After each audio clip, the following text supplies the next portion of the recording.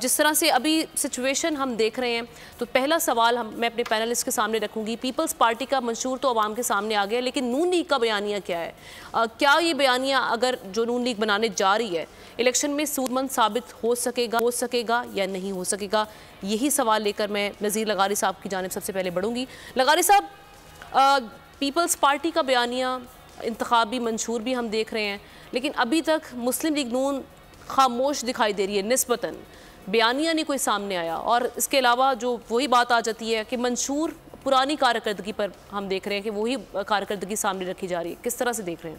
پاکستان مسلم league نون اپنے سابقہ ادوار کی مختلف کامیابیوں کا ایک مجموعہ بنا کر وہ سامنے لا رہی ہے.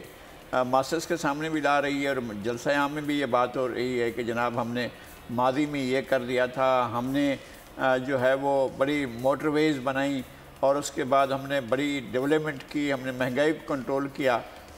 شاید وہ یہ نہیں بتا رہے ہیں ساتھ ساتھ میں کہ جو موٹر ویز بنائیں پھر ہم نے وہ گروی رکھ دیں اور بڑی بڑی عمارتیں وہ بھی ہم نے گروی رکھ دیں. پاکستان کی بہت بڑی اب تک تو میرے خیال میں اللہ کا شکر ہے کہ ایوان صدر اور ایوان وزیر اعظم کو، پارلیمنٹ ہاؤس کو، سپریم کورٹ کی بلڈنگ کو گروی نہیں رکھا گیا. باقی جو ہیں وہ بہت سی چیزیں جو ہیں وہ گروی رکھی گئی ہیں، ہماری بڑی بڑی عمارتیں گروی رکھی گئی ہیں. تو یہ ایک ڈیولپمنٹ ہوئی ہے ماضی کی جو ہے وہ ہمارے سامنے ہے.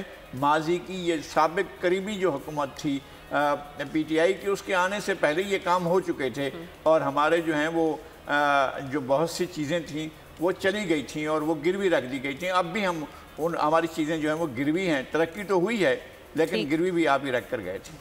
ٹھیک ہے، تو لغاری صاحب آپ کیا سمجھ رہے ہیں کہ ابھی کچھ بیانیہ آنے والے دنوں میں آئے گا کیونکہ وقت تو بڑا کم رہ گیا؟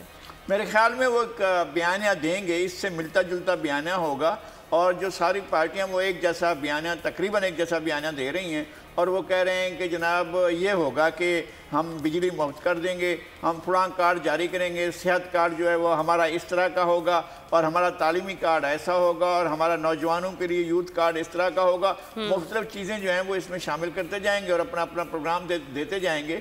چونکہ ہر حکومت جو بھی برسر اقتدار آتے ہیں ان کے سامنے دو ایک چیزیں کھڑی ہوں گی کہ ملک جو ہے وہ معاشی بحران کا شکار ہے اور دیوالیہ ہونے کے قریب پہنچا ہے، لیکن اب اگرچہ بچا ہوا ہے لیکن اب بھی خطرات ٹلے نہیں ہیں. اور حکومتوں کو بڑے وعدے کرتے ہیں، پارٹیوں کو بڑے وعدے کرتے ہوئے ساتھ میں یہ بھی سوچنا ہے کہ ہمیں عوام کے پاس بھی جانا ہے اور عالمی مالیاتی اداروں کے پاس بھی جانا ہے. یعنی بہت سے چیلنجز سامنے کھڑے ہوئے. سبسکرائب کریں اور بیل دبائیں تاکہ کوئی خبر رہ نہ جائے.